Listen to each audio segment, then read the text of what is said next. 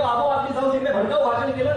2 कॉन्स्टेबल्सच्या डोक्यामध्ये त्यांनी दगड मारून खेचून त्याची गुप्तांग कापून जळत्या बसमध्ये फेकून दिलं. ते कळलं तुम्हाला? आणि मला मोर्चाला परवानगी देत नाही तुम्ही.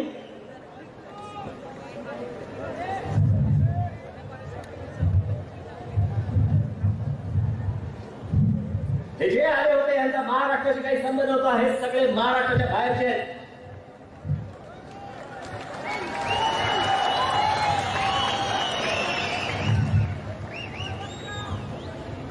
त्या दिवशीच्या सगळ्या घटना घडल्यानंतर हा पासपोर्ट सापडलाय बांगलादेशचा. या इथे सापडलाय.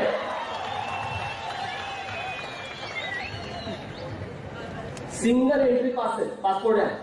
फक्त भारतात येण्यासाठी जाण्यासाठी नाही. आणि जाताना फेकून दिले. हे असंख्य लोक आज महाराष्ट्रामध्ये येत आहेत. यांची हे सगळ्यांचे अड्डे झाले.